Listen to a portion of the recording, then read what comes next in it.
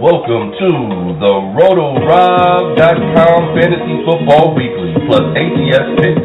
Each week, your hosts Josh Johnson and Nick Wagner will give you the goods to help you win your fantasy football crown. Free cash, homie. Talking about. Welcome to the RotoRob Fantasy Football Weekly. Some major technical difficulties. I'm not going to harp on it anymore.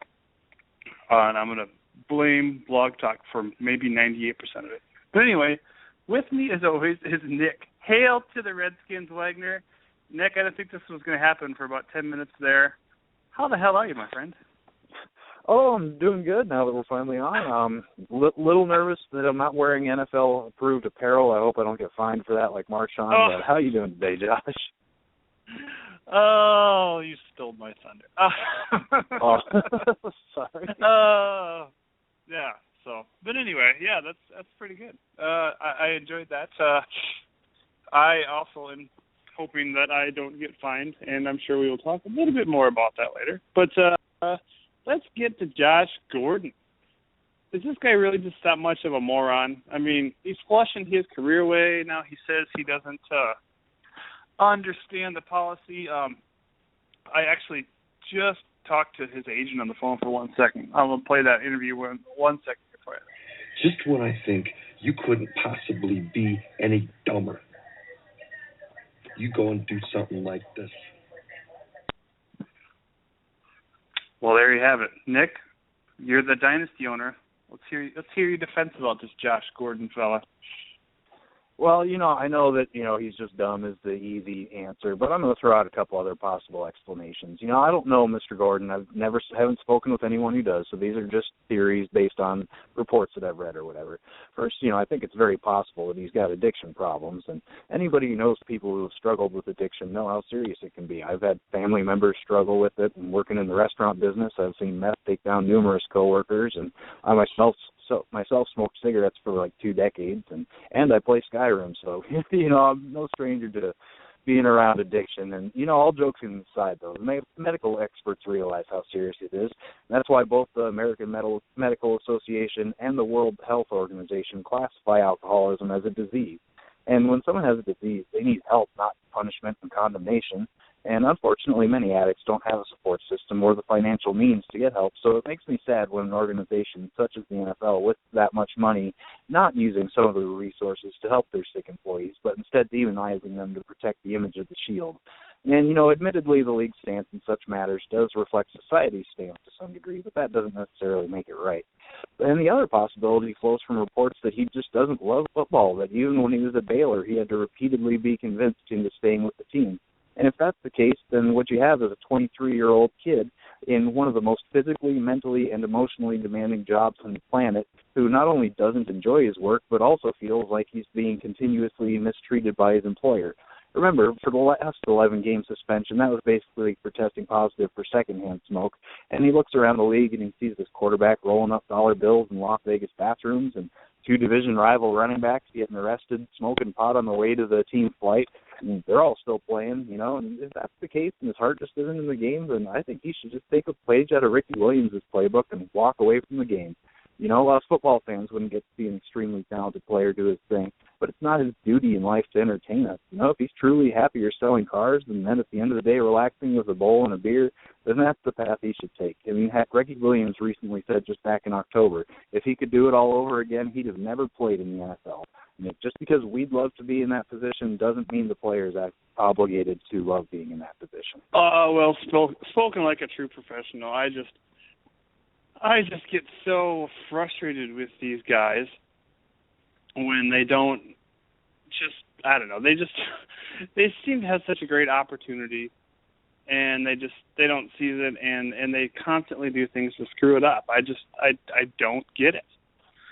I don't get it at all. Wow. And sorry, Blog Talk is really frustrating me today, but anyway, I said I wasn't going to talk about it anymore, so there you have it. We're going to be joined by Jake Tabor a little bit later on in case I didn't get to all the things that we are going to be talking about today. Of course, today is our Super Bowl roundtable show. We're going to have Luis Tirado Jr. of Rant Sports on. We're also going to have Mike Krisick of True Love Sports joining us. Brian Gennard and Scott Delafave of EndZoneScore.com joining us as well. I've started writing a little bit for EndZone Score, so I'm excited to have a couple of other guys on to help us along the way and see what we can do and kind of just talk to them in person myself. So, Nick, what do you think about your Ducks? Well, we have Jake Tabor from eDuck coming out here in a few minutes. I'm just wondering, do you think it was a huge benefit for, let's say, the Ohio State Buckeyes as they took on your Ducks because they had a similar opponent in Michigan State? Do you think that? I mean, obviously, you know, Michigan that and I say that because they both had played Michigan State and they could both watch that film. But I think having Ohio State having played them later in the season, I think that was possibly an advantage. What do you think? Yeah, I think anytime you have film against a common opponent, that definitely can help you, find some weaknesses or things your team also does well that you think you can exploit, that sort of thing. I think the biggest difference in that game was just Oregon, this year and in years past, like when they played Auburn for a national championship, they have a trouble tackling the really big mobile quarterbacks, the 250-plus pound quarterbacks like Cam Newton and like Ohio State had this year. Yeah, it was not a fun thing to watch, unfortunately. So, like I said, Jake Tabor will be joining us momentarily as I still try to catch my bearings. I did upload this, and maybe we'll play this throughout the show. I'm here so I won't get fined. He was almost singing it after a while. Yeah, what a weird thing to endure. While we're waiting for Jake to join us, Nick, what did you think about? I know it was the Pro Bowl, and some of us maybe watched, some of us maybe didn't. But what did you think about Michael Irvin taking Tony Romo, the second pick overall in this Pro Bowl draft? Did you think that was kind of odd? A little maybe homeristic of his Cowboys? Well, yeah, I mean, not only did he take Romo with his first pick, but he got all the Cowboys. He got DeMarco Murray, Jason Witten, 3 of their offensive linemen, a long snapper, and I'm pretty sure he got lost in the heat of the moment and thought DeMarcus Ware was still on the team because he got him too. It's just one more problem with the Pro Bowl. I'm over it. I watched one play of this year's Pro Bowl, and it was a goal line run where the running back got hugged by one defensive lineman in the backfield, and they blew it dead. I'm just like, okay, I'm done. Oh, yeah. Well, I want to explain in case there's some mishaps. Part of the reason is, for some reason, Blog Talk is not scheduling our show anymore. So I had to go through and manually schedule, which apparently I can have to do every week, but I had the time wrong. So I'm hoping everybody knows when to call in, because when I went to look, our show had been going for 45 minutes, and there was actually 23 archived listeners to dead air. So I'm upset by that and needing a drink and not just water. But anyway, I'm really sorry that just ruined my day. But anyway, Nick, he went after those Cowboys pretty hard. A little surprised by that. It seemed, I don't know. Yeah, the Pro Bowl sucks. Why not take J.J. Watt? That's what I want to say. Why not take J.J. Watt first? I mean, yeah, he hasn't thrown a touchdown pass in his NFL career, but he's done just about everything else. I mean, I think they might actually line him up to kick an extra point, too. That's probably one of the things he hasn't done. But anyway, we got Jake on the line here. Jake, are you there? Yeah. How are you? Good. We are a lot better now. And you'll want to hear about it. I'm not going to quit referencing it. But anyway, Blog Talk tried to screw me over this morning. But anyway, how are you doing today, sir? Of course, Jake Tabor from eDuck.com. Obviously, you write about the Oregon Ducks, and I hope I said your wonderful state right. I'm not from around there, so I know I struggle, and it doesn't sound right when I say it, but Oregon, right? Yeah, Oregon. It's one of those things where if people will try to call it Oregon or Oregon. It's not. It's Oregon. It's not difficult. It's like Austin Stadium. If you've ever played the NCAA football games, they call it Austin Stadium for some reason. Oh, okay. I know Nick had a couple questions for you too. One something we touched on already. I just wanted to maybe get your thoughts. Do you think Ohio State maybe benefited from watching the Ducks play Michigan State earlier in the season? They kind of had that as a gauge, and obviously Michigan State is a team they played as well. Do you think that they maybe benefited from that game film at all? Well, when you have 11 days to prepare for a game, I mean, you pretty much watch every film possible. So I don't know if it gave them any more of a benefit than watching any other film. Because Oregon, they had the same film of Michigan State and Ohio State, and it didn't seem to benefit them any. So for me, I don't think that is really something that you can really look at, because, I mean, the game that Oregon played against Michigan State and the game plan they seemed to have against Ohio State weren't really all that similar. Okay. Nick, I know you had a question you wanted to ask. Why don't you go ahead and fire away before we get to some Ducks prospects? Going into the season, there was a lot of concerns about longtime defensive coordinator Nick Mariota retiring and being replaced by Don Pelham, but the defense played very well this year. They held opponents to 20 points or less in 8 games, including 4 of the last 5 games. Pelham's been with the team since '93, so I was wondering, did he pretty much keep all of Nick Mariota's schemes in place, or did he implement a lot of changes there on the defense? Schematically, it was a very similar defense. The one thing that Pelham did a little bit differently than Mariota was that he seemed to attack more. You saw a lot more play from the defensive linemen, especially late in the season, getting into the backfield and making plays.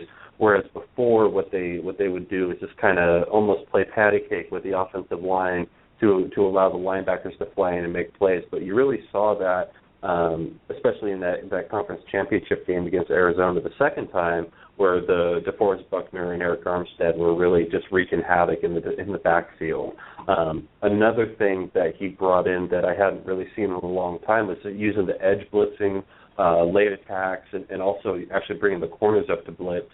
The one play that really stands out in my mind from that was Troy Hill flying in against Stanford and taking down Barry Sanders Jr. With just a beautiful form tackle for about a loss of 4 in that big game. So schematically, it's a very similar defense, but just the execution was quite different. Okay, well, obviously the one big guy on the radar is Mariota. So why don't we just start out with him? Personally, I like the kid. I think he's got a great head on his shoulders, and I think he's really mature. The quietness maybe scares me a little bit, but I don't think that struggles at all in the huddle. So, what are your thoughts on Mariota moving forward? For me, I mean, his quietness. Not every leader has to be a General Patton sort of guy. I mean, if you looked around at the way Oregon respected Mariota and what he did, his word was gospel as far as the offense was concerned, and he didn't have to be the guy that was running up and down the sidelines that was screaming at everybody. He's a quiet guy, he's a reserved kind of guy, but he does have that innate leadership that you can, once you see what he can do, you kind of have to follow through with what he's saying. As far as a game play standpoint, the one thing that really concerns me about Mariota is kind of the intermediate passing game. He showed late in the season, and I don't know if it was kind of the pressure of the whole Heisman thing getting to him, but he seemed to miss a few throws, ones that really should have been there at about the 15 to 20 yard mark, overthrowing guys and just not quite being as sharp as he could be while he's in the pocket. Now, when he's on the move, it's a different story. I haven't seen anyone throw a ball on the move as well as Mariota in quite a long time, which bodes well if he ends up somewhere like New York, because he's going to be on the run from about the word go. But that's what really concerns me about his game. Okay, Nick, any thoughts there? Do you think he's got a strong enough arm to succeed in a colder weather city like New York? I think, again, a lot of that comes down to the short answer to that is yes. I watched him, and if you look back at that game where against Arizona in the Pac-12 championship, there were a lot of plays where his throws were all arm. The one that comes to mind is where he runs around in the backfield for about 4 seconds and then just fires across the body to Darren Carrington down the field. Just a ball that was right on the money, and it hit him right there, and that's a throw that it was all arm strength.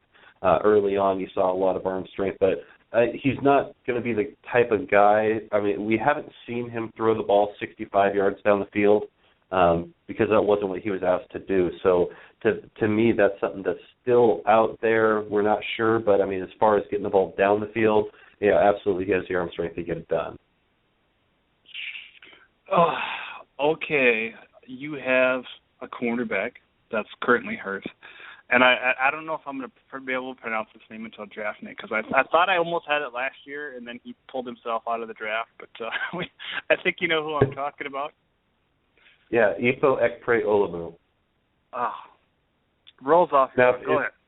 If you really want to have fun, the right tackle is Andre Iruretikoenya. So that's one that'll be fun down the line.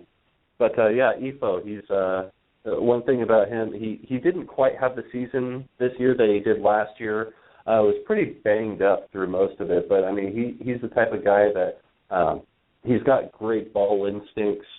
He goes for, he's the kind of guy that can transition from a quarterback to a safety maybe later on in his career.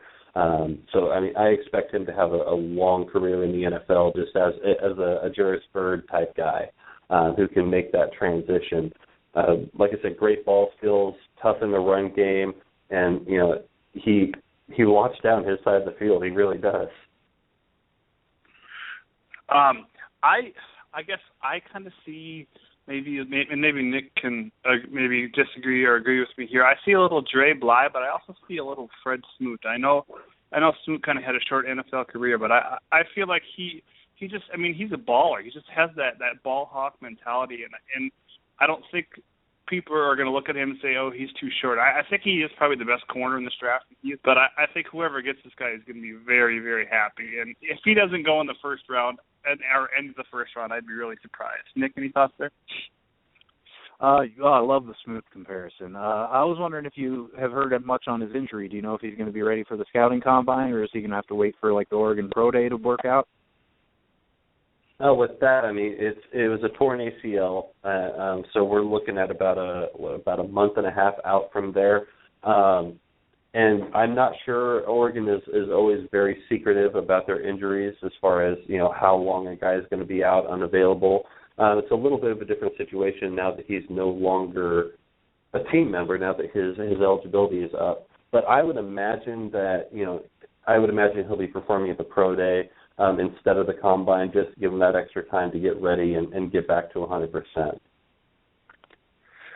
Oh, okay. Yeah, sorry. My technical difficulties. I didn't mean to interrupt you there. Were you done? Yeah, absolutely. Okay, Arik Armstead. This guy I really like. Is he really 6'8", 290? I mean, I know you're probably not out there with the measuring tape, but is this a guy that's going to show up to the Combine 6'6", and a half, maybe 270? I just can't believe that guy is that big. I'm 6'3", and he's the only guy I've had to crane my neck upwards to interview while working with the Oregon football team. Like I said, I'm not out there with the measuring stick, but he's definitely a big boy. I mean, he's filled out. He's every bit of 290. If he's 6'8", I don't know if that's maybe a little bit of a fabrication. Maybe he's 6'7.5", maybe he's 6'7", but I mean he's definitely huge. And when he puts the cleats on, he's going to be 6'8". So it's one of those. He is probably the largest mass of humanity I have ever interviewed, which is saying quite a bit. He's going to be a Combine animal. Scouts are going to fall in love with him at the Combine just because he's rangy. He's got long arms. He's got a quick first step. It's a little unfair to compare him to Deion Jordan because they weren't the same player. But I definitely see Armstead going in the first round just because he's got that. With those long arms, he's really difficult to block. If you can't grab onto a guy, you really can't block him. And he's gotten really good in the last few games of using his arms to extend away from the blocker and then just blow by him. So, he's someone I expect to go pretty high in the draft. Yeah, I kind of see him end of the first round type of talent too. Could you maybe compare him to an NFL player, current or past, not Deion Jordan? I mean, I kind of had somebody in mind myself. Maybe you could echo that statement. With his size, it's really kind of. I mean, his size makes me want to think of Deacon Jones just because of how big he is. Whoa. Okay. But I don't think he plays like Deacon, so that's completely different. It's really hard. He's, like I said, he's kind of a one of a kind size. So, who do you have in mind? Lamar Houston, the former Raider, current Bear, tore his ACL dancing. He's kind of that same size. I don't think he's that tall, but there's not too many defensive ends in the NFL that are right around that 300-pound mark, and he is one of them. Nick, any thoughts there? Yeah, like you mentioned, he's got a very unique size at 6'8", 290. Do you think 3-4 defensive end is the only place he could really fit in at that size, or do you think he could fit in at other places, like a 4-3 at either defensive tackle or end? I could see him. Let's see if that's. I see him as a 3-4 guy. I think he could learn the techniques of a 4-3, but whether or not he would fill in as a defensive tackle, he's more of a guy that goes around the edge. I don't really see him filling in as a defensive tackle. That was more of the DeForest Buckner and Alex Balducci mold guys that will be coming up soon themselves. But I really don't see him filling in as a defensive tackle. Okay. Moving on, one other name, Grasu, the center? Yeah, Hronis Grasu, yes. Okay. That was close. Go for it. What do you got on him for us? Grasu, as far as I'm concerned, is probably the best center in this draft. The guy has been a lock at that position. Since he came in as a freshman, he's just been a stud there. He missed a couple games due to injury, but he was 100%, and you saw it in the Rose Bowl game where he was just kind of controlling that line of scrimmage. The one play that sticks out is one of Royce Freeman's touchdown runs where he snaps the ball and then turns around to seal the backside edge on a rushing defensive end from the center position, which is just absolutely absurd because he goes from blocking his guy to turning a full 180 degrees and blocking the edge that was coming in, and which freed up Freeman to get into the end zone. I think Grasu's got a really good ceiling. Oregon has put a lot of offensive linemen in. The one that really stands out right now to me is Max Unger, and he's got that nastiness to him, and he's going to push guys all over the field. I think Grasu is probably the best center in the draft. Okay, no bad words there. I don't know a lot about the kid. I didn't have a chance to watch film on him, so I'll trust your opinion there. Nick, any thoughts?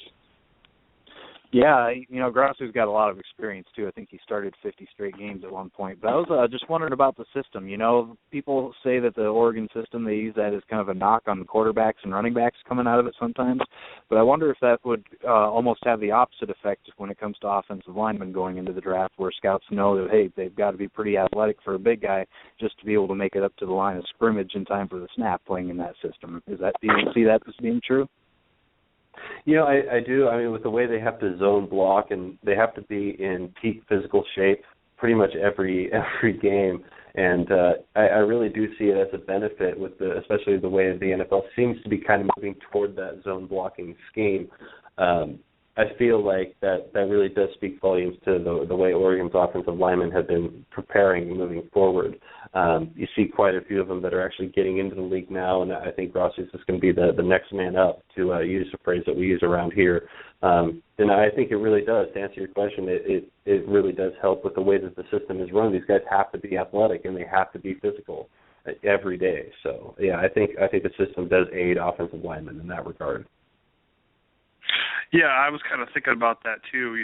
Him being with a guy like Mariota, more of a mobile quarterback, and that seems to be kind of the way the NFL is going. I know I know people will argue that point, but that's what you want an athlete back there in the quarterback position, and to have a guy that's been used to that could be a nice benefit there. Moving on to Jake Fisher. Now here, we're interested in, we definitely have an offensive tackle who should be in the NFL. All offensive tackles, I think, weigh about 319, I think is the weight. And, a lot of them can be a lot more than that. But Jake Fisher, he's only listed at 299, so I'm going to say he's not 300 pounds. So I know that is 300 pounds. But what do we think about Fisher? Is he the same kind of athlete?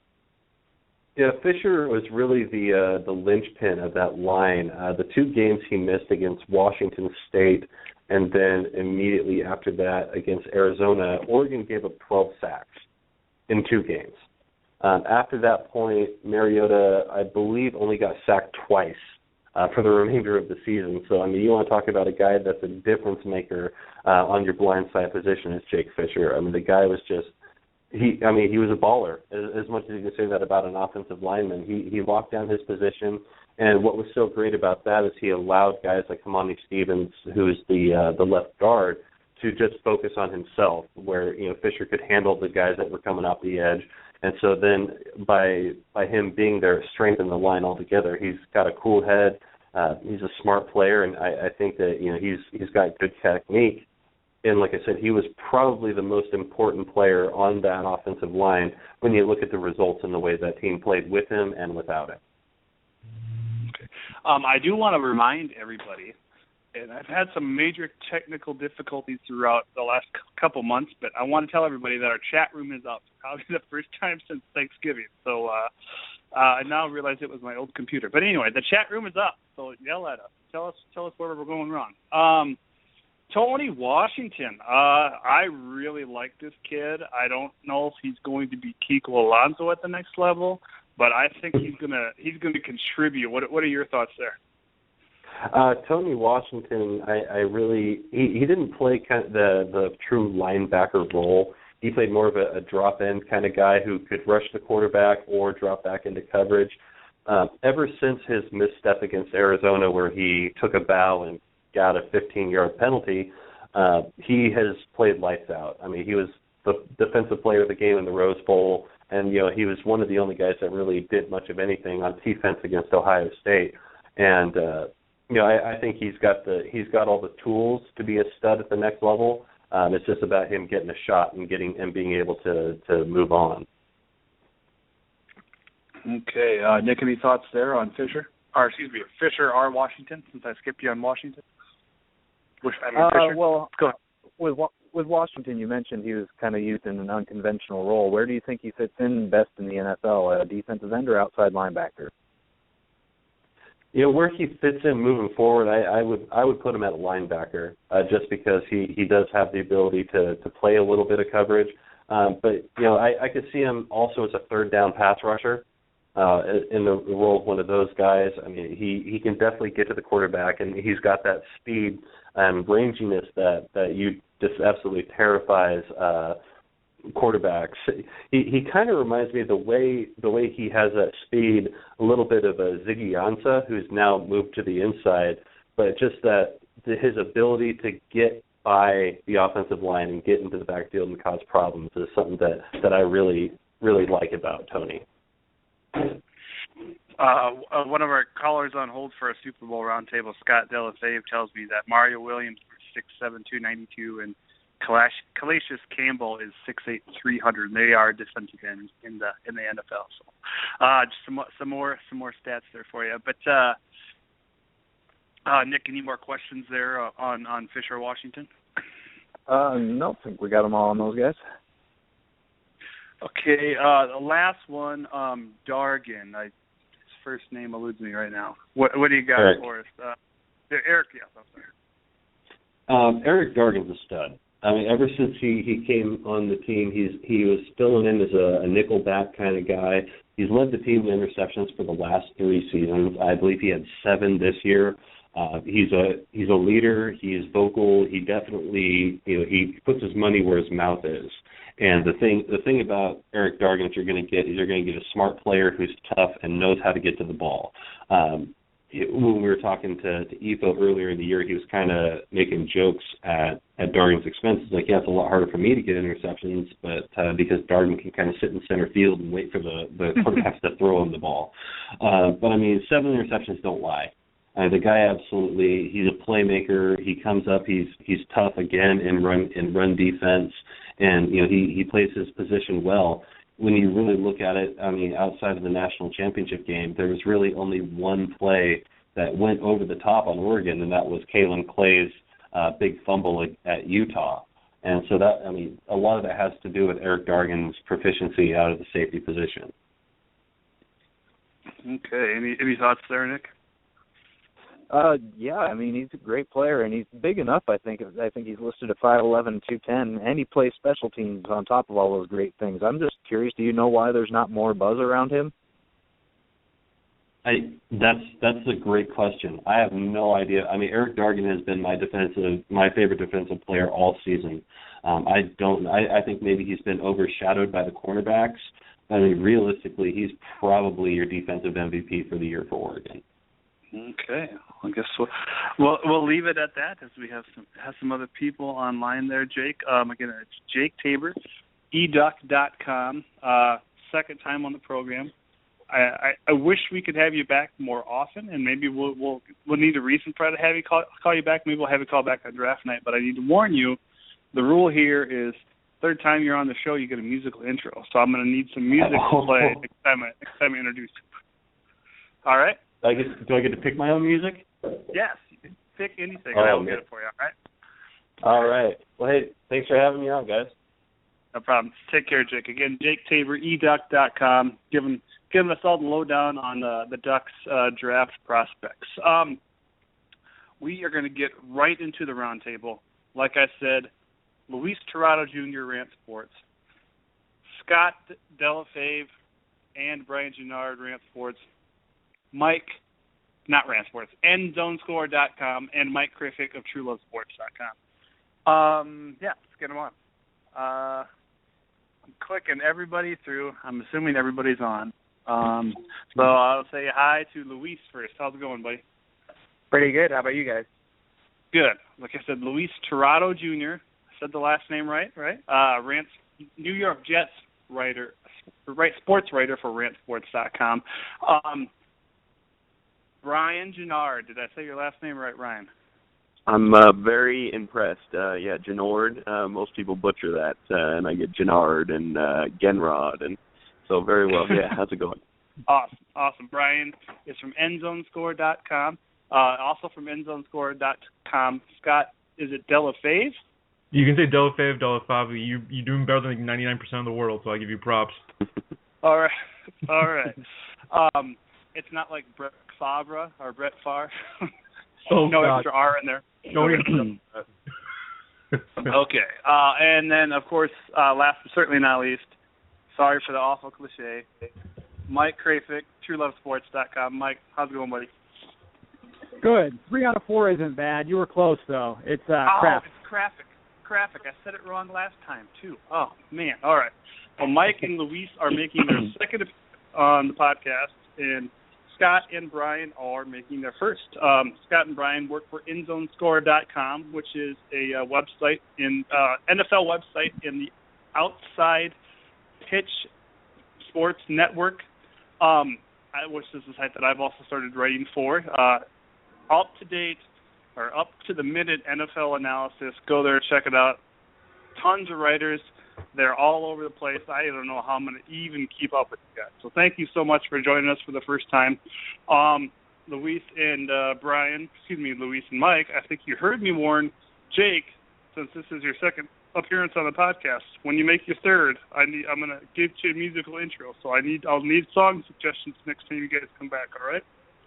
That sounds good. And Scott and Brian, don't worry. I'm sure I'll have you on multiple times, too, when we will all do our dance into your intro music as well. Very good. Let's get to the topics. I do want to remind everybody that there's 6 of us here, so if we can keep our answers, our pontification, if you will, to just 2 or 3 minutes, that would be great. And everybody is going to have a chance to go first, as well as second, third, fourth, fifth, and sixth. So, Brian, we will start with you. what do you think the biggest advantage either team has in this game? Well, I think it's going to be more of the obvious ones here with Seahawks and just the total defense. They're really on kind of a historic run right here. Just seeing them match up with Brady and his weapons, I would say that would be the main the main weapons going forward for both teams would be the defense and Brady and his weapons. Gronk, Edelman, all those guys going together are really turning it on, especially through the playoffs, putting up big points.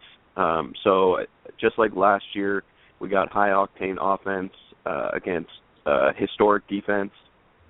So I think those are the two main storylines going into this, minus Deflategate, of course.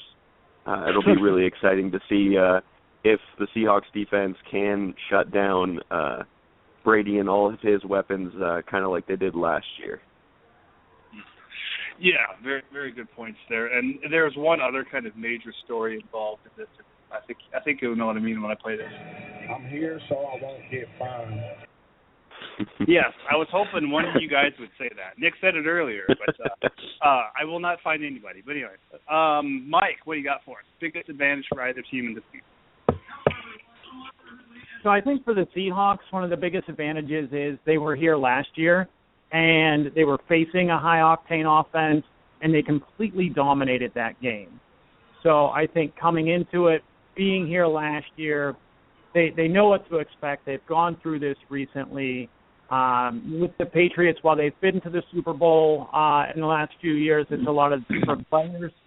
So I think with the Seahawks having done this just a year ago, they're coming in with the advantage. Okay, same question to Scott. Yeah, I think you guys are both. I think they've been hit on the head, right? I mean, and it's the same, and it's like the same players too. I mean, Seattle has almost their entire team back from last year, with the exception of like Breno Giacomini, and I'm looking for the offensive line players, the Seahawks taking on that defensive line of New England. To be honest with you, more than the cornerback play.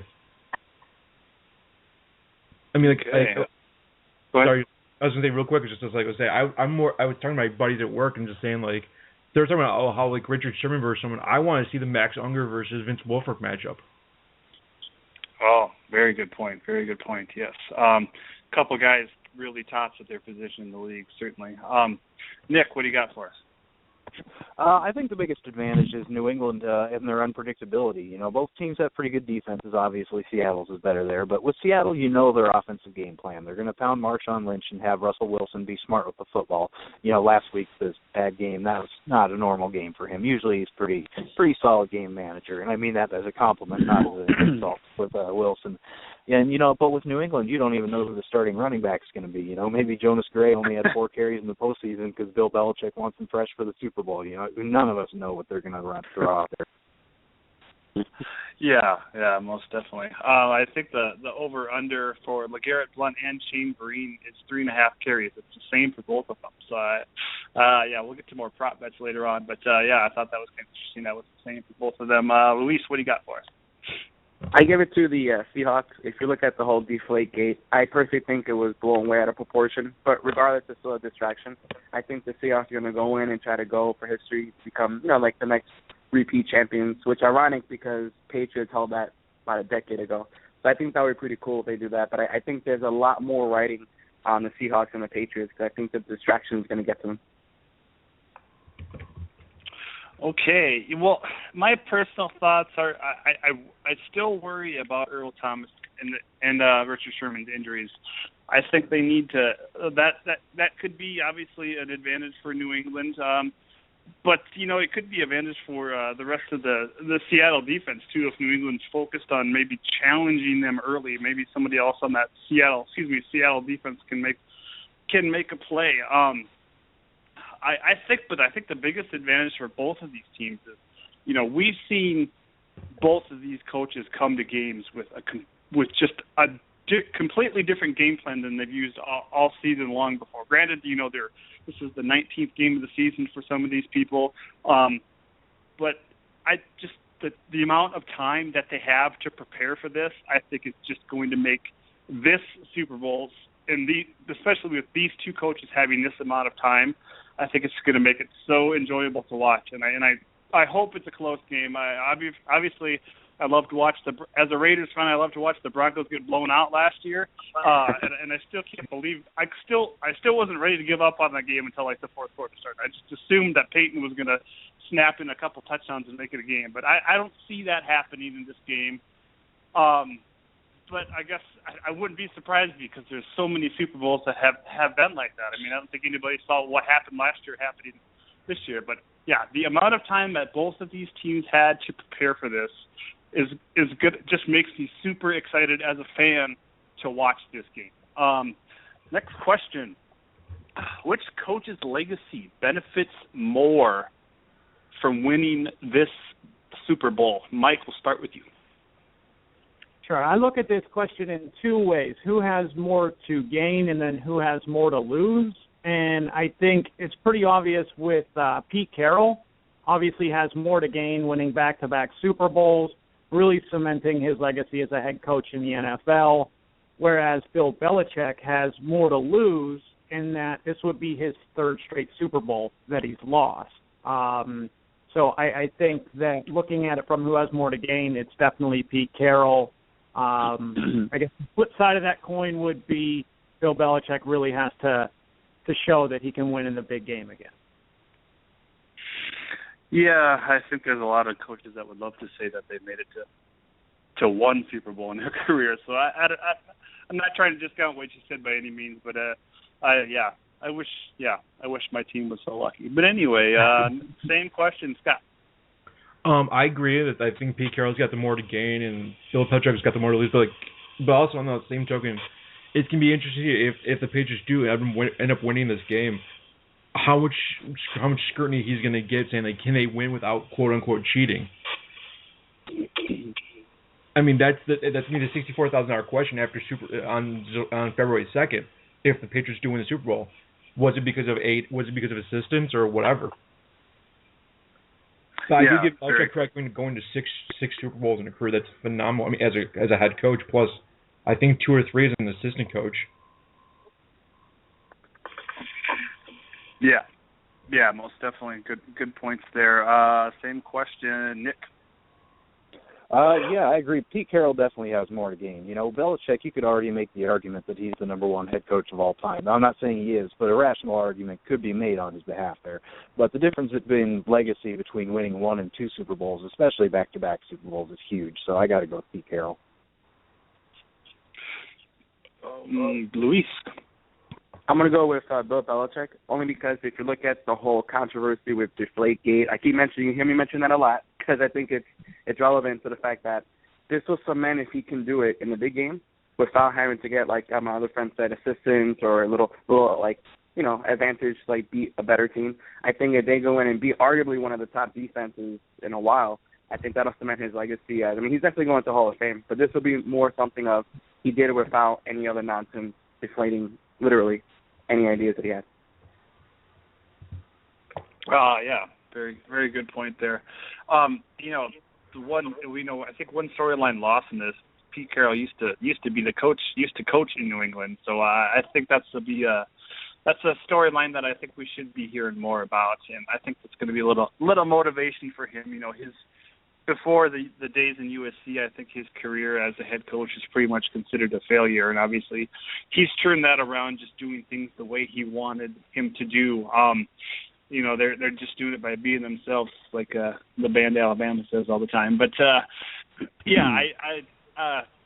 think it's Pete Carroll just because of the whole back-to-back thing. It's just something that's not happened. And I mean, you even look at teams that made it to 2 Super Bowls, even if they didn't win them both. I mean, those teams are considered, in our eyes, very, very good teams. The Washington Redskins did it. The Green Bay Packers did it. They got 2 straight Super Bowls and didn't win them. But we maybe not remember those teams like we do with the Dallas Cowboys, or obviously they're not as memorable as Buffalo losing the 4 straight. But the fact that they made it to the Super Bowl it still is pretty impressive. So, kind of lost my train of thought there. Brian, what do you got there? Being from Seattle, I kind of want to lean towards Pete here because a lot of coaches have won one, and it's pretty special when you get up to two, and especially back-to-back. But I'm actually going to have to go with Belichick here because, just going to 6 Super Bowls, he's already kind of in with the Walshes and the Shulas and the Hallases already. But if you can win four Super Bowls, and in the amount of time, it's not like he won 4 in a very short period. I mean, Patriots are, arguably the best franchise in sports right now. I mean, all they do is win. I mean, they're at 11 or 12 wins just about every single season. And if Belichick can end up securing this win and getting 4 under his belt, I think it'd be really hard to take any other coach over him as the greatest of all time. Okay. I do want to remind everybody out there listening that the chat room is open. Jump in there and tell us what we're wrong so we can answer that. I'd love to hear from you. So next question, we're going to start with Scott. Assuming all 4 of these players are at their peaks, pick 2 of these 4 players to start just one game for you. Russell Wilson, Richard Sherman, Tom Brady, and Darrelle Revis. I'll take Sherman and Wilson by far. Well, okay. Because I think when Sherman's confident, he plays better. It's really weird. It's like when someone gets madder and they get more focused. And Wilson, I think we saw 2 weeks ago. He has the ability never to give up. He just believes he's going to win every game.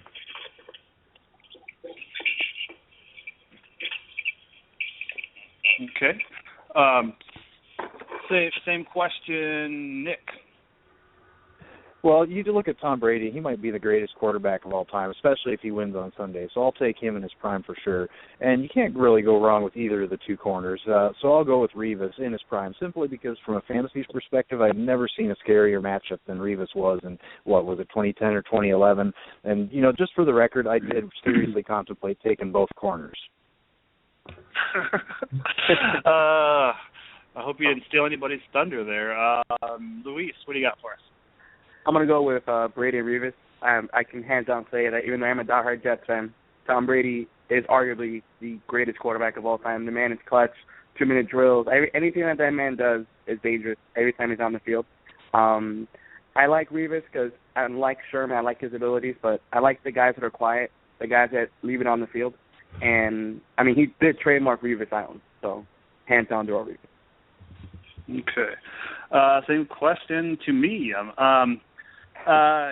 Revis, I have a lot of respect for him.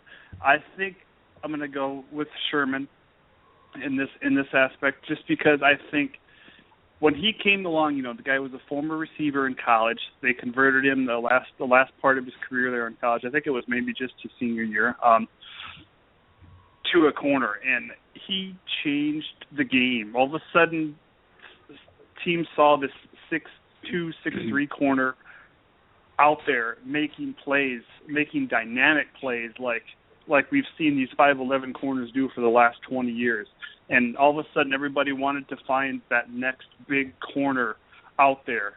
And I think Sherman really just made a mold for corners nowadays. And then I probably definitely would have to go.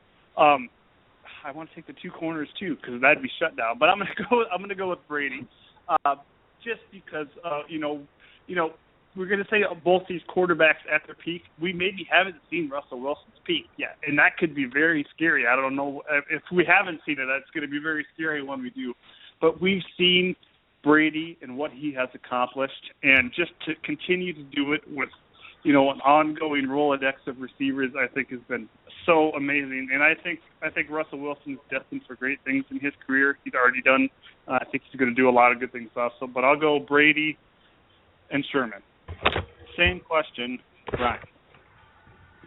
Yeah, I'm going to go with Brady and Sherman here. Some people might argue that Revis is the best in the league, but I just watched film, and Sherman looks like Revis in 2010. Anytime a QB goes after him, he just looks bad because they could throw almost a perfect ball, and Sherman just gets a hand in there and knocks it out. So a perfect route and a perfect pass still isn't enough sometimes against Sherman. So I'm going to take the league's best corner, and then I'm going to take Brady. I could definitely see taking Russell Wilson, especially here in a couple of years, because, like you said, we haven't seen him peak yet.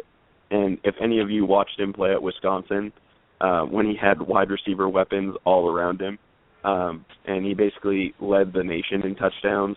He was, I think, at least top 5, but he had a lot of touchdowns, especially with a solid running game there too. You know that he could put up big numbers if that's the way the offense wanted to go, if they wanted to go that route. But you really can't go wrong with Brady. Super clutch, one of the best quarterbacks of all time.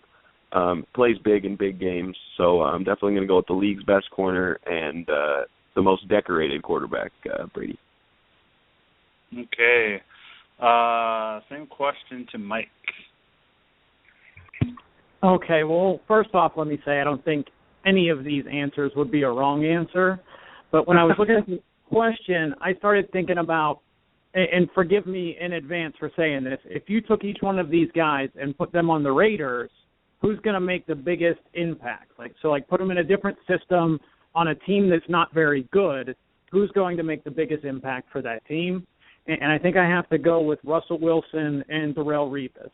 I think the other two players, while they're great elite players, really benefit from the systems and that they play in and the coaching staff. So I think with Wilson's athletic ability and what we've seen Revis do on an island, regardless of who else is on the field, I think those are the two that I would go with in one game in their prime.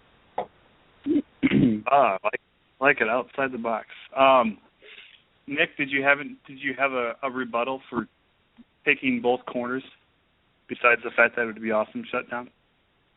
Oh, just the number of blitz options it would open up for you would be crazy as a defensive coordinator. Okay. Put 9 men in the box. Definitely. Okay, Nick, you're starting first here on this one. Pick one defensive player that could win Super Bowl MVP. I'm going to go with Chandler Jones. He's really impressed me this year. He only had 6 sacks on the season, but he did miss, I think, 6 games. And he's also impressed Seattle's all-pro left tackle Russell Okung, who compared him to Aldon Smith. You know, you look at Smith as 6'4", 265, Chandler Jones 6'5", 265. And when the two teams played in 2012, which was Jones's rookie year, he had 9 tackles, 2 sacks, and a forced fumble. I think if New England wants to win, they must keep Russell Wilson contained in the pocket, and Jones could be a real big part of that. Okay, same question to Luis. I'm going to put a wild card. I'm going to say Vince Wilfork of the Patriots, only because I look at this game as a battle of the trenches. It's really, in my opinion, going to come down to the battle of the running back. And if anybody can stop Marshawn Lynch, I think it's going to be Wilfork. And I could see him making more penetration against the Seahawks, like offensive linemen, and, you know, doing his best to stop Wilson. I think it would be awesome for him to get it because he's a funny guy, and I think to hear his speech at the end would be pretty cool. Okay, so same question to me. Sorry, I keep forgetting that I'm in the running here. I obviously there's guys like Cam Chancellor, Bobby Wagner, both very key guys, and I think I picked Michael Bennett with this question last year, so I don't want to pick him again. And I think it might be a cop out, but. And since we already talked about it, I'm gonna pick Revis.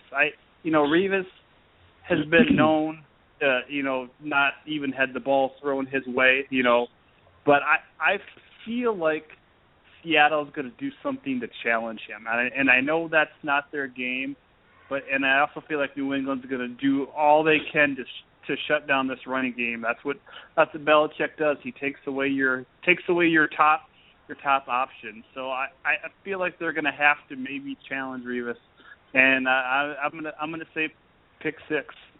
It's something that we don't see him do very often because the balls aren't thrown his way, but I think it's going to happen in this game. Same question to Brian. Sorry, not Brian. Yes, Brian. Yes, go ahead, Brian. Sorry. I really want to say Cam Chancellor here if he locks up Gronk and has another good game. Everybody do yourself a favor and try to find a replay of last year's game and just watch Cam Chancellor on defense, because that might be the single greatest strong safety performance in Super Bowl history. And he didn't win MVP just because of one pick six from a very good linebacker and a great play. But just watch that. Every single play, he is lighting someone up. He's covering somebody, and he's making a big tackle. And he's just completely self-stifling one of the best offenses of all time. So I kind of want to go with Cam, but I'm going to go with Sherman here with the limp arm and everything.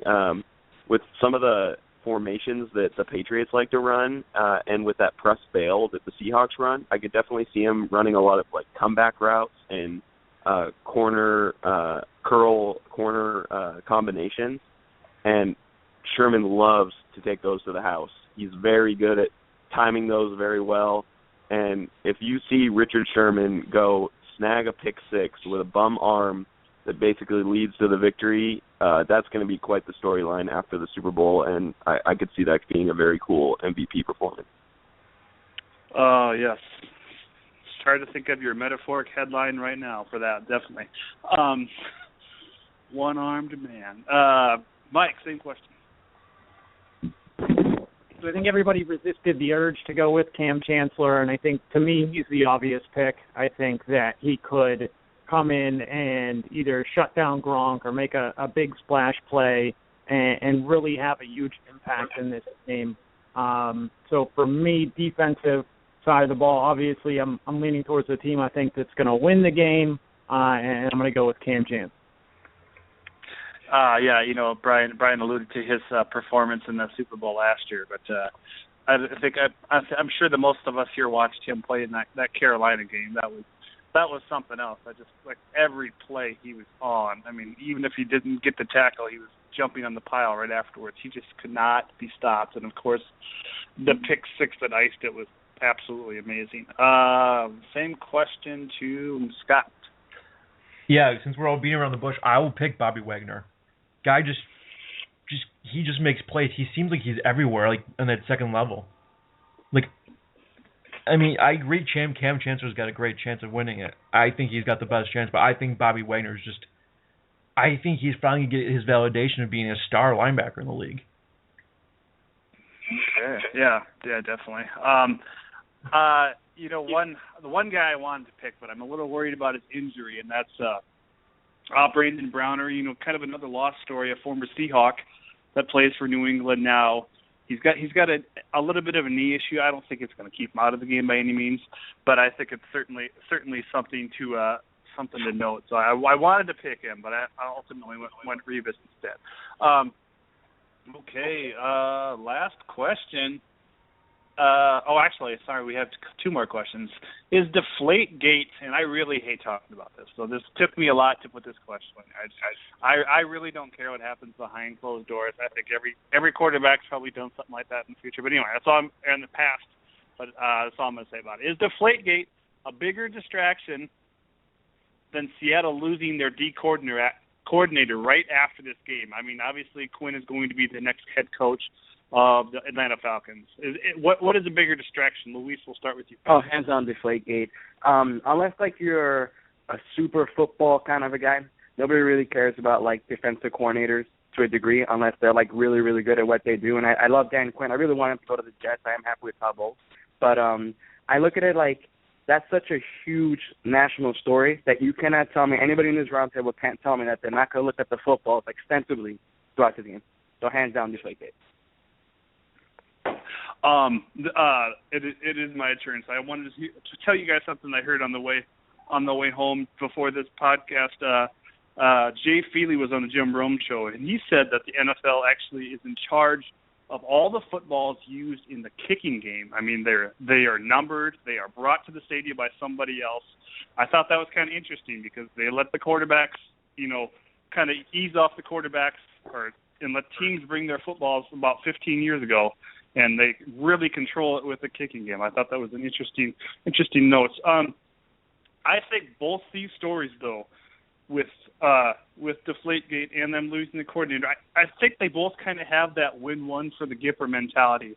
I feel like while Deflategate might be a bigger distraction, I think it's going to give New England all the reason to really rally around, themselves and Belichick and Brady can really win this game. But also, I mean, we're talking about, probably the best defense of our generation of this, of the NFL, probably in the last decade, as the game has changed rule-wise, it's kind of hard to compare the older ones, but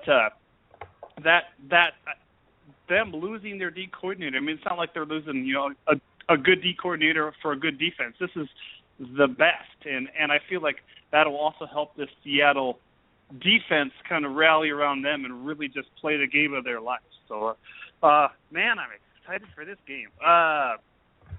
Brian, you're up next. I'm definitely going to go with Deflategate.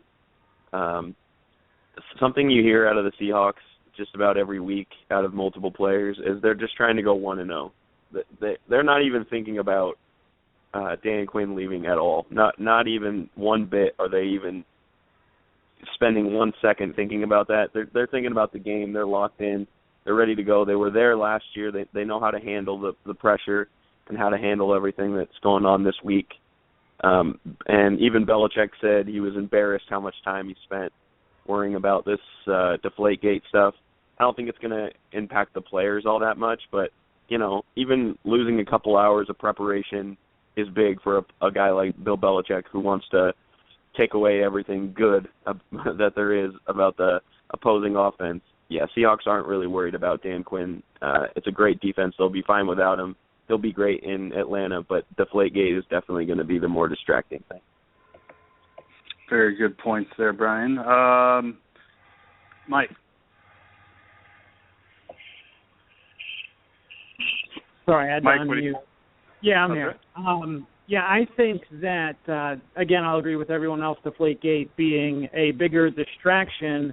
And when I was thinking about this, I thought I haven't heard a lot of players on Seattle's defense being asked questions about, how they feel about their D coordinator leaving and taking a head coaching position. But every interview that you watch or every time, throughout media day, all these Patriot players are being asked about deflated football. So I think it is the main focus for the Patriots on how it's affecting their preparation and, what's going to be the outcome of the investigation. So I think it's really impossible for that not to be a distraction. Despite how much they're saying they're not going to let it affect their preparation, I can't see how it wouldn't. Okay, Scott. Deflategate by far. I mean, when it's the second lead story on NBC News behind the State of the Union, that makes me... that makes me wonder if the State of the Union wasn't this past week, would that been the long lead story on the NBC News broadcast? Yeah, very good point there. Okay, Nick. Well, first of all, it seems like no team ignores distractions like New England. Plus, I don't think any big names are going to go down in Deflategate unless the league goes with the lack of institutional control route. I highly doubt that Brady or Belichick directly ordered any deflation. Hinted maybe, but no direct orders that would implicate him, I don't think. So, I think it probably would have to be Seattle losing their defensive coordinator, but I don't think either of these things really are as big of a distraction as just Super Bowl week and all the hype in itself. Okay. Well, finally, what's going to be the final score of this game? And it's up to me to go first this time, so I guess I got the pressure on to set the precedent. I guess you guys can all go, and either way you want to go. I think this is, and we'll see what happens with the line as we get closer. But this is the only Super Bowl ever that's been pick'em. We talked a little bit last week about how close the Super Bowl has ever been to being a pick'em, and we had somebody call in later on in the show to tell us that it was the first time that Cincy and San Francisco matched up in, I think, '82. Could be wrong on that. First time they matched up in the Super Bowl, that game was San Francisco was just a 1-point favorite in that game. So this, potentially, according to Vegas and all these experts and analysts out there, this is going to be potentially the closest Super Bowl ever. So I guess I'm going to go with a really close score. The closest Super Bowl ever, in case you were wondering, is Giants, Buffalo Bills, Scott Norwood, 20-19. Sorry, Scott. I know you're a Buffalo fan. I don't mean to mention bad things twice. I know that was twice. Not intentional. Just popping in my head. But anyway, that was a great game. But anyway, I'm going to go with a 1-point game in this one too. Maybe it seems like a cop-out, but I'm going to go 21-20. And I think New England gets it done by 1 point. Brian, what do you got for us?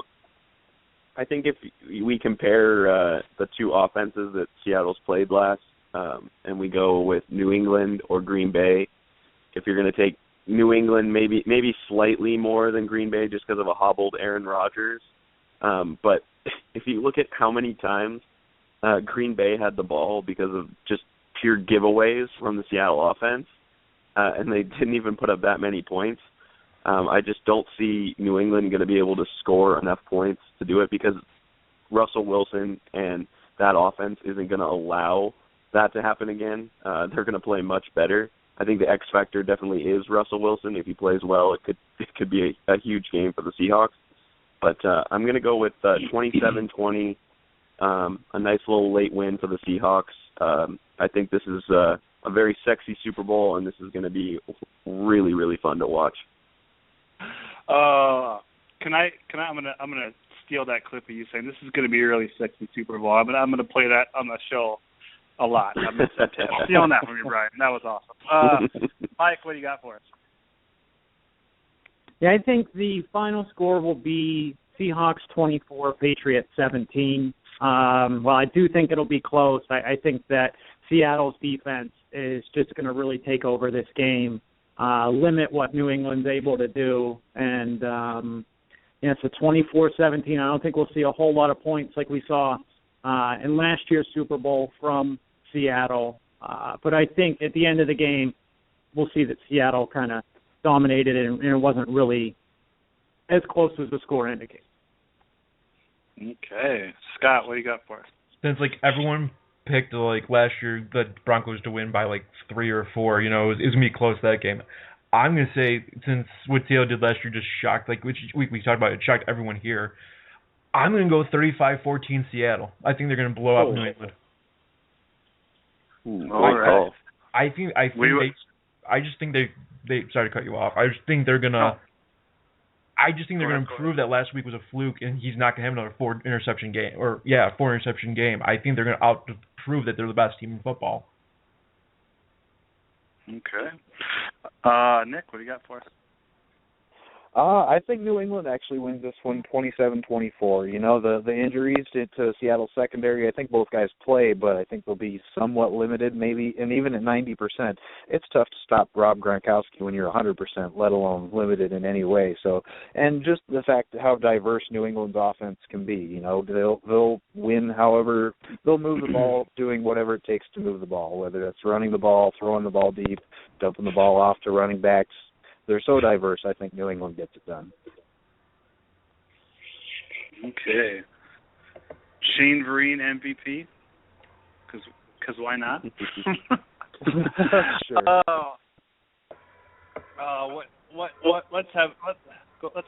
I'm sorry, did somebody have something to say?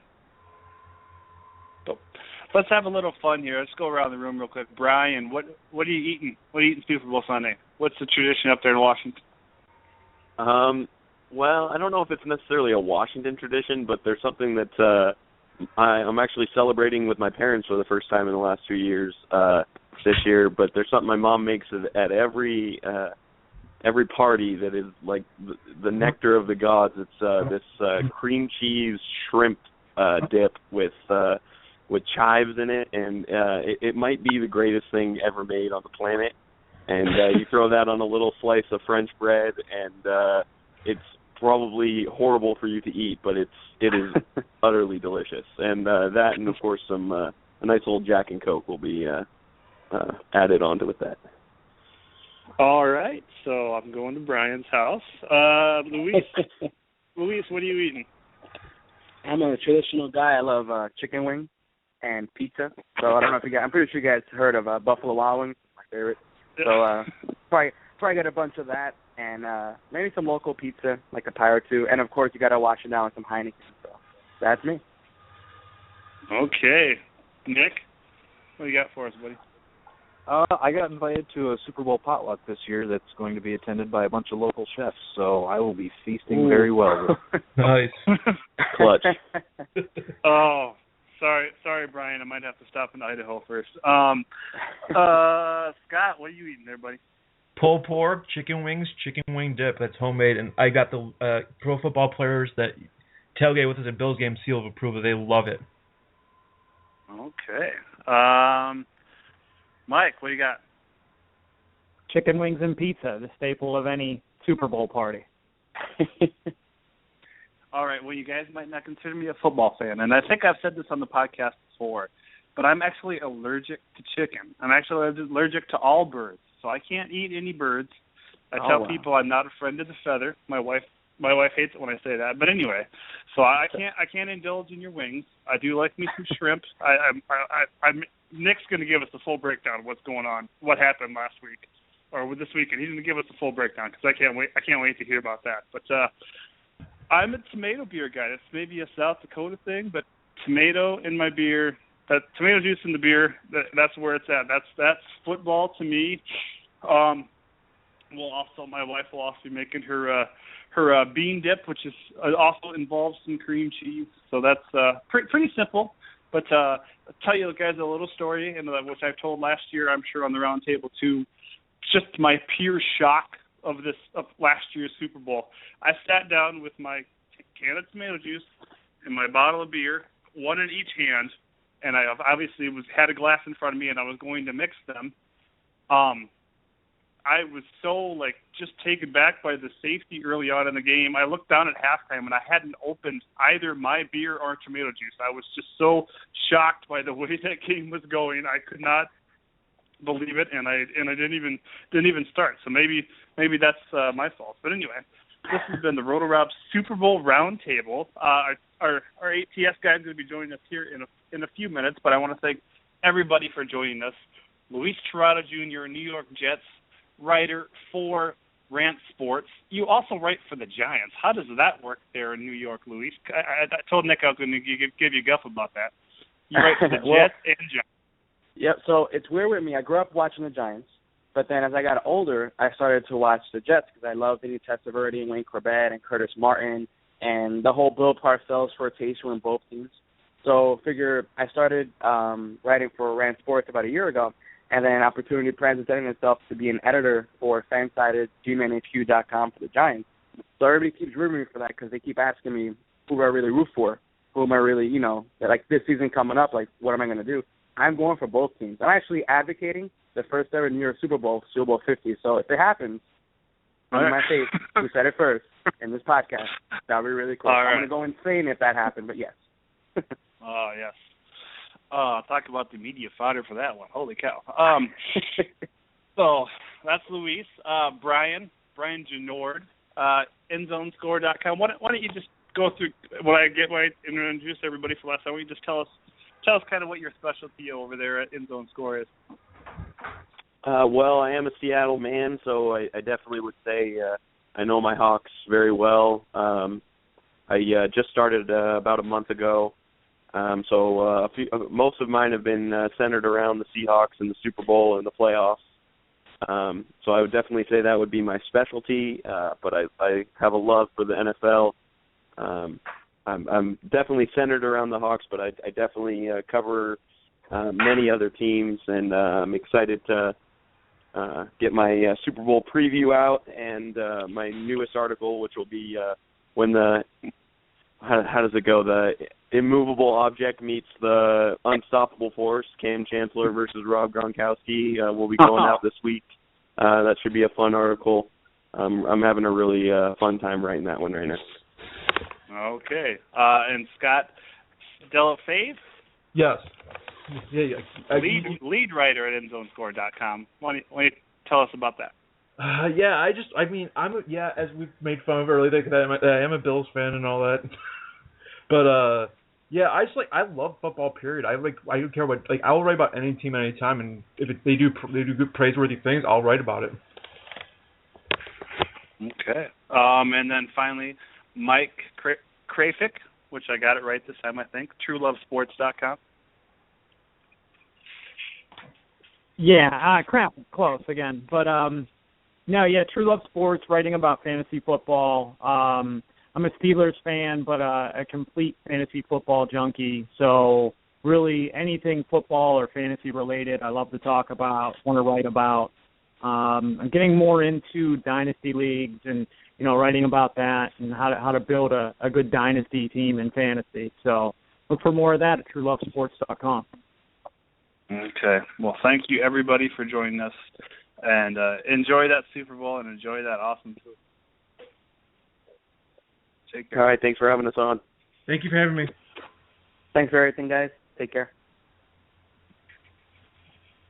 Okay, we will now patch through our ATS guru, guide, wizard, whatever you want to call him, an all-around ATS guy,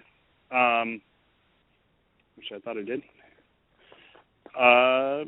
His name is Chuck Badisky. He's in Henderson, Las Vegas. I'm not going to give you his home address or anything, but I just wanted to throw it out there.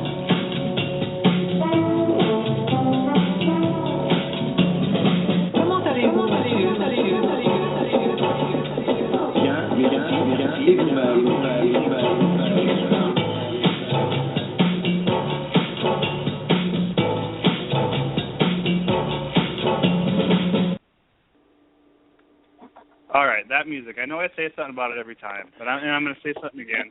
That has been my day. I feel like that was the tale of my day. I've just been all over the place, technical difficulties and all. But anyway, Chuck, how the hell are you?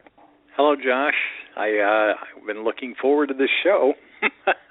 Super Bowl is upon us. It is upon us.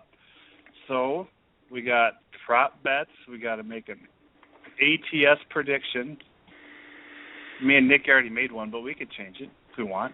There's really no ATS to even think of. But and then an over-under as well. I don't even know what that is. So, yeah.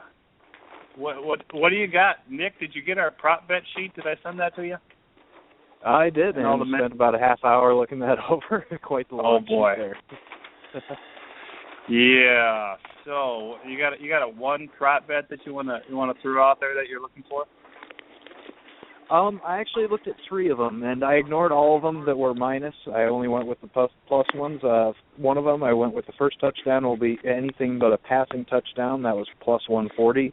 I also would go with largest lead, either team under 13.5. That was also at plus 140. And then total rushing yards by Tom Brady over 1.5. That was a plus 135. I think those all 3 would be pretty decent ones. All right, yeah. Chuck.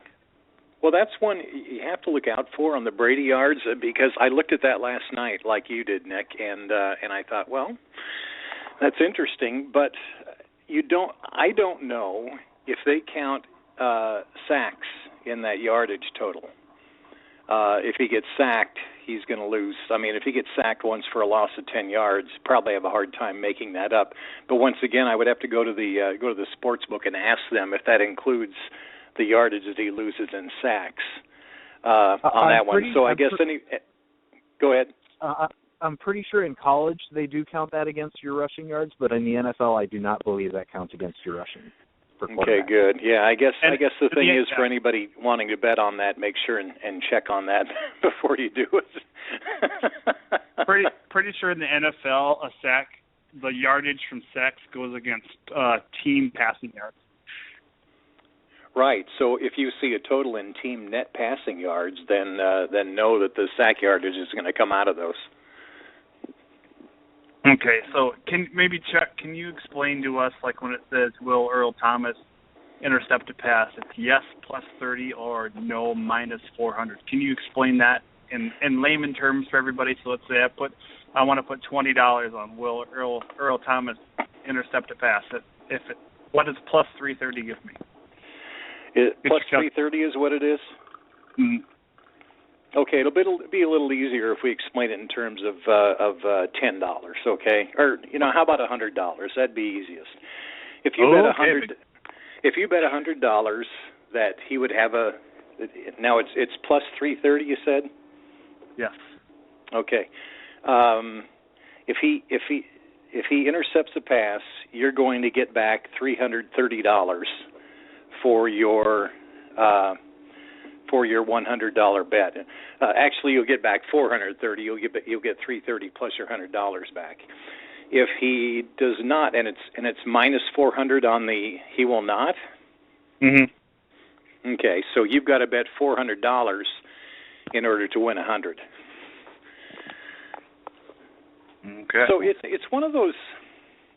It's one of those bets, and I've got one for you a little later here that follows the same rules. But it's one of those bets that's fun to bet because it's in play almost the entire game.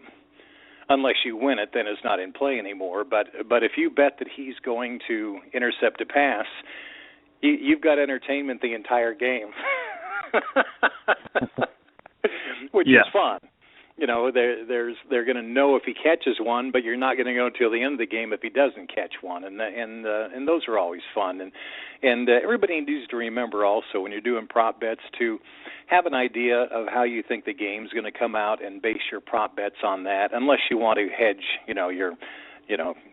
your losses. But if you want to have a chance to win everything, then figure out who you think is going to win the game and how it's going to go. And then look at the prop bets and decide what you want to do. Okay. Well, my favorite one is I think Tom Brady will indeed throw an interception. That one is minus 130.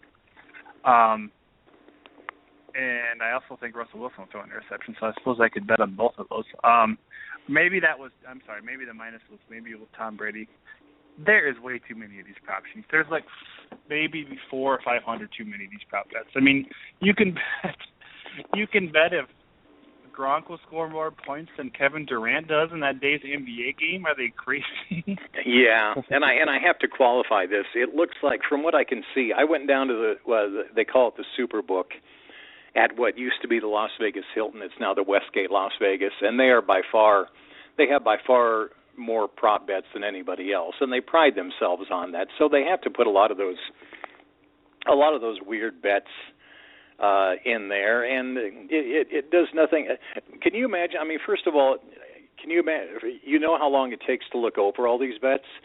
Can you imagine how long it takes them to put these bets together? To look at averages for LeBron James and all these guys that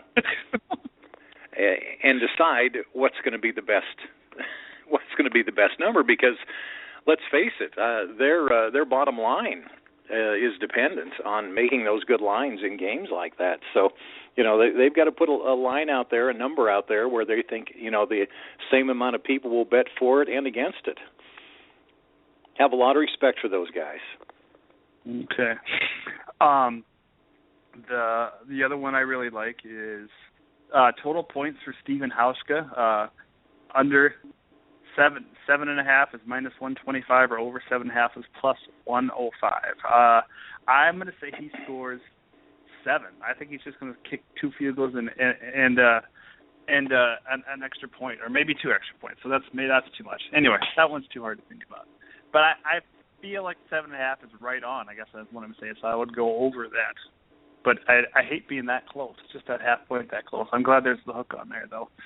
And then the other one I like is I find it interesting that they have total rushing yards for Marshawn Lynch at 82.5, which I'm sure that's maybe a cohesive thing of his average versus the average lead rusher in a Super Bowl. I don't know. I don't know. I feel like that's probably where that's coming from, but 82.5. So you can go over or under that, and both are minus 110. I'm going to go under that because I feel like Belichick's going to do something to make that happen, and I also feel like Seattle's going to play from behind in this game. So I think beast mode is not going to be not a factor at all, but he's not going to be the big deciding factor in this game. Well, that's a good thought, Josh, because you know that Bill Belichick will always take away your best weapon. So we're assuming he's going to take away Marshawn Lynch. But by the same token, this is one of those where if you think that New England is going to be ahead at the end of the game, then of course they'll probably be passing. But if you think Seattle is going to be ahead, in the fourth quarter, they're probably going to give it to Lynch a lot, and he's going to pick up a lot of yardage. Kind of like, it's one of those fantasy things, one of the junk time things that we talk about each week in fantasy. But if Seattle has the lead, you're probably going to get a big dose of Marshawn Lynch, and he'll probably go over, anybody out there who thinks the Seahawks are going to be leading and they're going to win the game, then that Marshawn bet Lynch would be a good over bet. Okay. Do you have some prop bets that? Yes, I do. I was looking at them last night, looked over some, and the ones that I really want to do, LeGarrette Blount's first rush over 3.5 yards or under 3.5 yards. I am going to take the over on that. I think if New England is running the ball, I just think Blount. I just think he'll go over 3.5 yards. I don't have any specific reason for it, but I just like the way Blount runs, and I think they'll probably catch Seattle by surprise a little bit whenever he does carry the ball, and that's plus 125. Like Nick, I like to look at the plus bets, so that's one I liked right off the bat. The next one is total touchdowns in the game over 5.5. Over or under 5.5, and I'm going to go over on that one. I think there will be more than 5 touchdowns in this game, and that would lead you to believe that I'm liking the over in the game also, so that might be a possibility too. But I'm going to take over 5.5 touchdowns by both teams in the game. And my third one I'm going to take is this is one of my favorite ones, and this is what I was talking about. This is a bet that's going to be alive. You're either going to win or it's going to be alive the entire game, and it's great entertainment.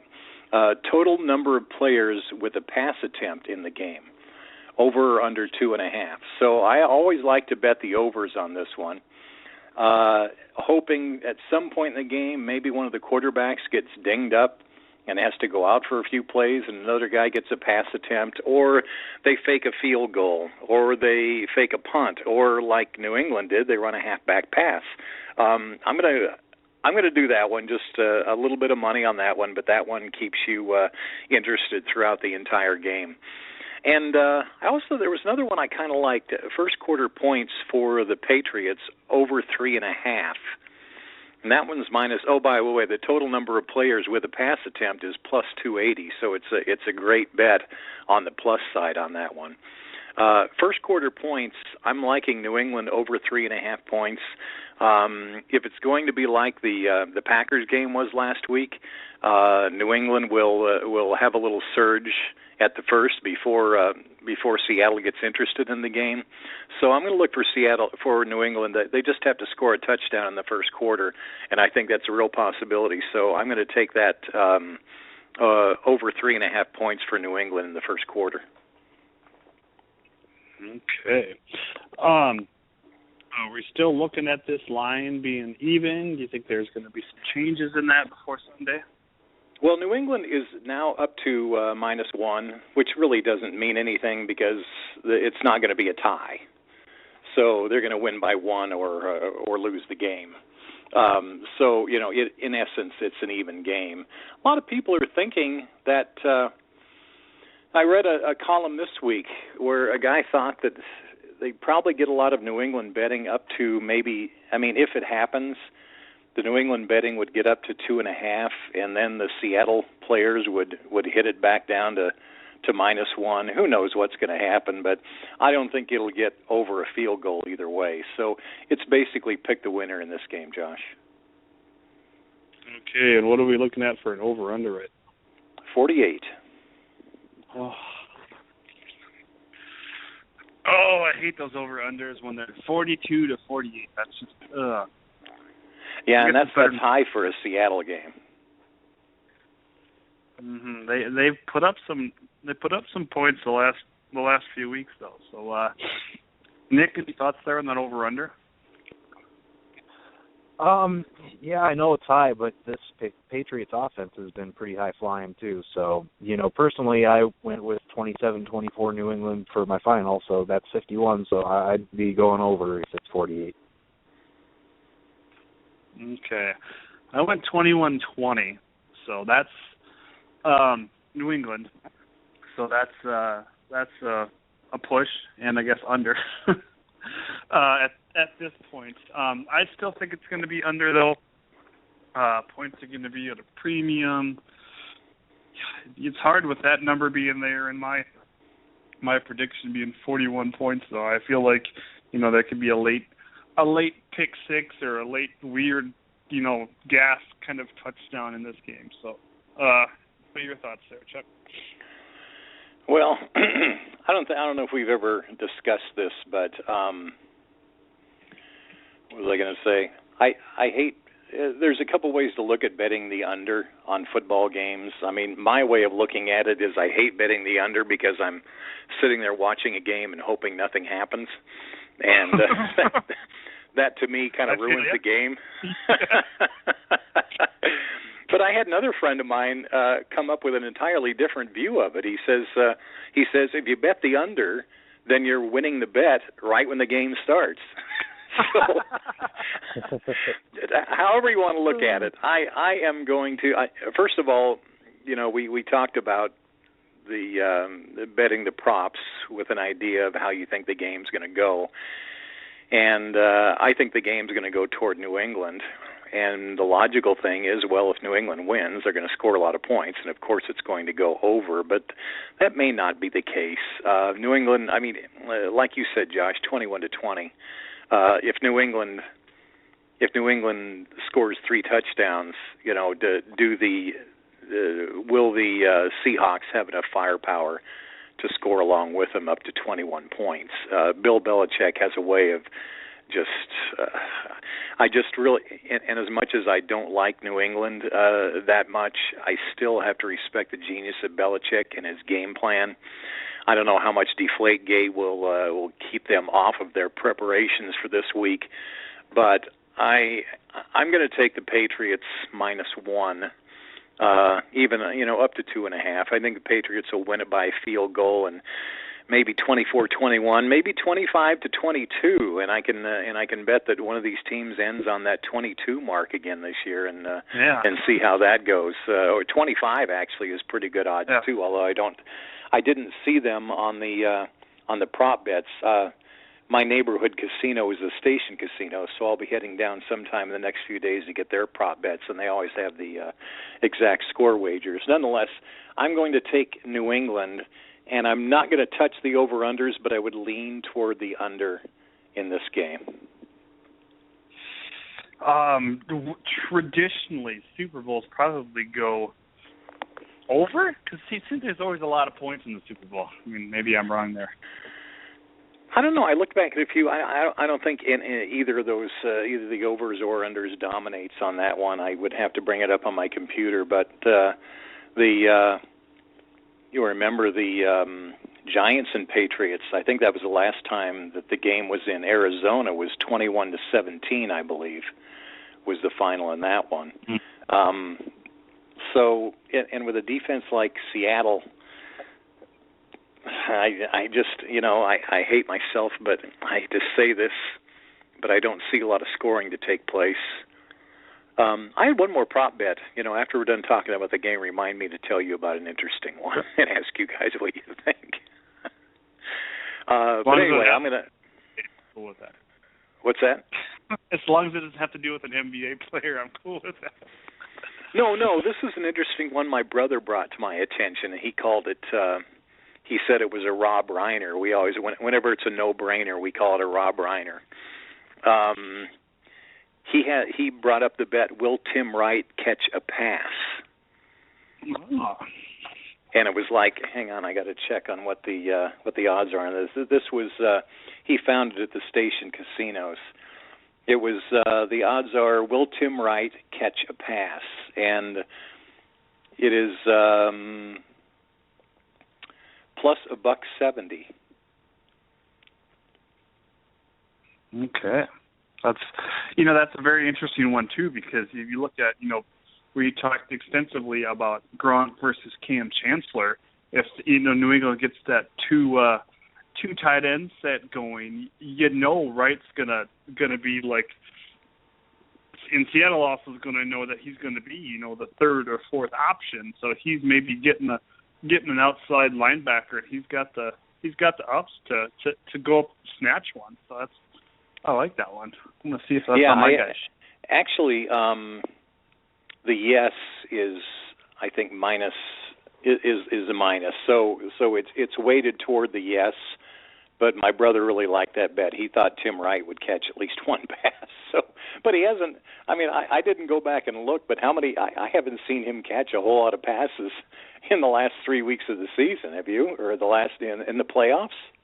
No, I'm not. I don't have it right in front of me, but I know as somebody who peels over box sets every Sunday, I know there's plenty of games where he has just one catch for 12 yards or two catches for 15 yards. So he's not a huge part of their offense, but he certainly could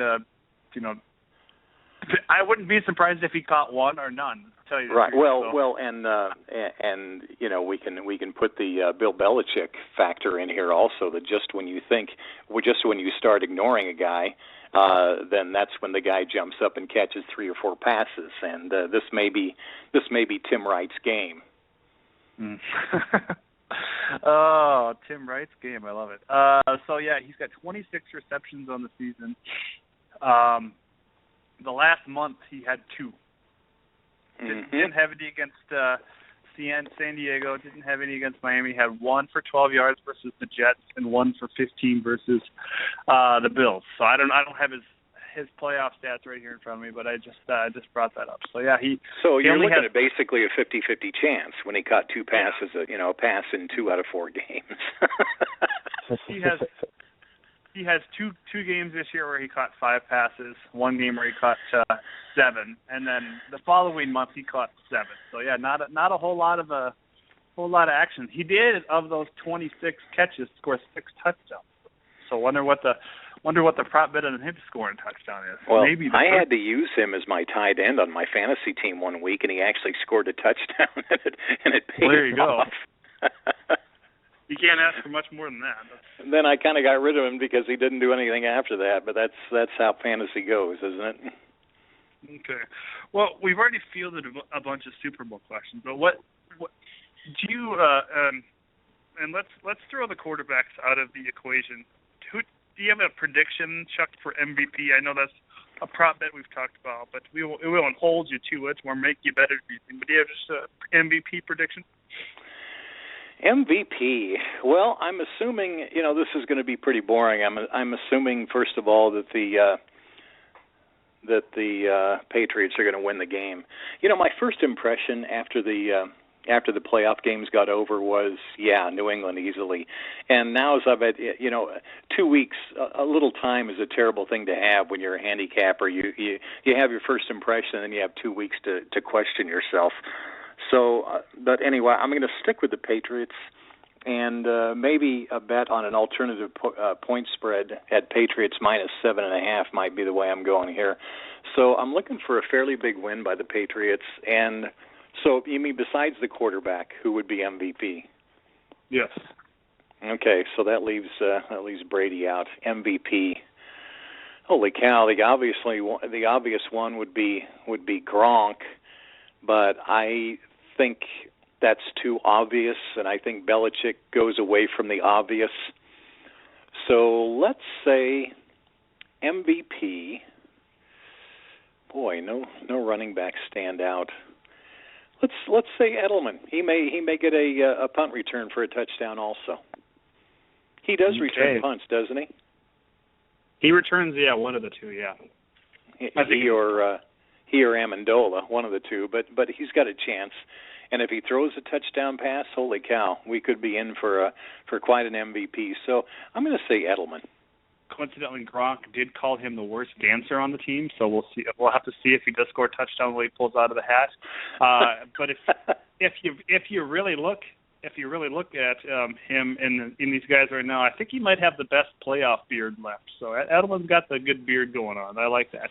I know it's not, and I'm not going to take him, but I wanted to mention before the end of the podcast, the health of the New England center, Brian Stork, is something I'm going to be watching very closely. The kid is just a rookie, but this team is a different team when he plays, and he's had some health issues throughout the playoffs. I know a center is not going to ever be named MVP of the Super Bowl. Maybe it could be. Maybe it could happen if he falls on a couple touchdowns, but I think that's another big factor. Yeah, you know, I said it earlier that I thought Revis could be the defensive player that could win MVP, and I want to keep going that route. But I feel like potentially that Beast Mode could be MVP, and I feel like that because I don't think he could get a lot of rushing yards. I think he could maybe score a couple touchdowns and still stay under that 82 mark. And New England spreads that ball around so much, there might not be one offensive guy that stands out. You know, especially if they use a couple running backs and Brady doesn't throw for 200-300 yards. So I'm going to go Beast Mode. That might seem like a cop-out, but that's where I'm going to go. And Beast Mode on a losing team, which is something that doesn't happen in the Super Bowl very often. Nick, what do you got? Well, I think if Seattle wins, then yeah, Beast Mode definitely would be a good pick. But you joked about it earlier, but the more I think about it, the more it makes sense. Shane Vereen actually could get MVP if the Legion of Boom shuts down the New England receiving core and their tight ends and leaves Brady with no choice but to check it down to the running back over and over and over and over again. Who knows? Yeah, could maybe set a record for receptions by a running back. I think Demaryius Thomas broke their reception record last year. But so I guess moral of the story is look out for Tim Wright and Shane Vereen. And that's really it, man. I'm excited for the Super Bowl. It looks to be, you know, unfortunately like last year. I don't know why I keep making that comparison, but it looks to be one of the greatest games that we've seen, you know, ever. So I'm excited to have it happen. I don't want to build it up too much, but I already do. So. Well, along Nick's line, as far as Shane Vereen goes, there's some interesting props on Vereen. Longest rush by Vereen, 5.5 yards over under. Will Vereen score a touchdown? The yes is plus 375. Longest touchdown by Vereen, 12.5. So if he can catch one and run one for 13 yards, that's just a minus 10 either way on that. And then total receiving yards by Shane Vereen, 27.5. Nick, a good one to take over if you think he might be the MVP. And total receptions by Shane Vereen, 3.5. Okay. Yeah, and we've seen, as an unfortunate fantasy owner of Vereen, we've seen him rise to the occasion a few weeks and then disappear for a month. So it's not like this guy is just, you know, he's going to go out there and Jonas Graham just show up for one game, never show up before. They obviously have Vereen packages, a Vereen set of plays that they use, and like Nick said with the Legion of Boom, I mean, they might need this guy. So. Well, yeah. I mean, if you just so happen, the same in fantasy with just about all of the New England Patriots, except maybe Tom Brady and Gronk. But if you would happen to tailor your prop bets to the same player that Bill Belichick is going to feature this week, you could go home a rich man. Yes, most definitely. And I think we'll end it with that. Chuck, as always, thank you so much for joining us, and thank you for being our ATS guide throughout the season. Did you win any money on the Pro Bowl?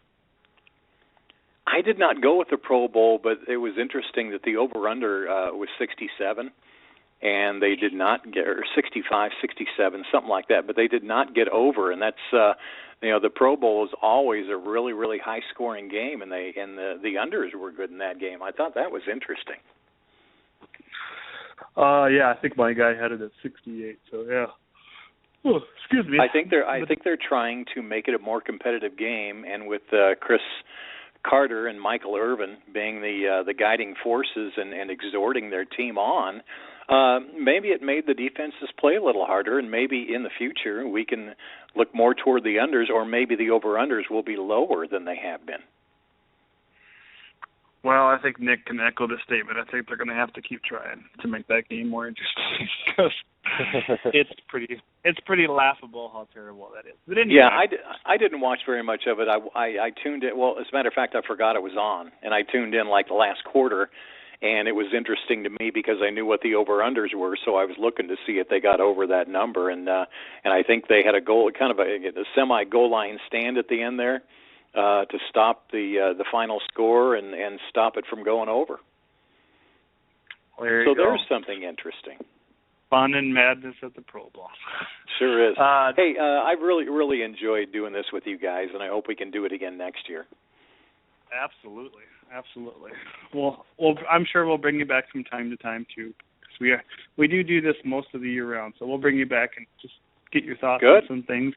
Maybe we can do some pre-season predictions next summer too. So good. Let me know. I'll be happy to do it anytime, you guys. Cool. Thank you, Chuck, and enjoy the Super Bowl. I will. You too. All right, Nick. Any closing thoughts? No. This should be a great game on Sunday. Can't wait for it. Okay. Well, I want to thank everybody that stuck with us through all of this and all of our weird happenstances earlier. Sorry if I was a baby early on, Nick. I just was having some major frustrations. One thing I did want to ask you about before we go, and this is going to be, I'm sure, the most interesting thing we've talked about all day. The NFL is considering shrinking the goalposts from 18 to 14. I think this is something they experimented with in the Super Bowl. Do they just hate kickers, or what do you think? Well, I'm torn on this idea. First off, it would encourage more fourth down attempts, making shorter field goals less automatic, which in theory would make the game more exciting. But, then you'd also have way less game-winning 50-plus yard field goals, which would detract from the excitement of the game. Could they maybe have adjustable posts where if it's a 45 or a 50-yard kicker more, they move them back to 18 feet? Probably not, but I don't know. Yeah, Janikowski is, I think, more accurate beyond 50 than he is between, 35 and 40 or something like that. He needs that extra distance. So, yeah, maybe they should just try it throughout the next preseason, see how it goes. A couple other things they're considering are having a 2-minute warning at the end of every quarter. I don't know why.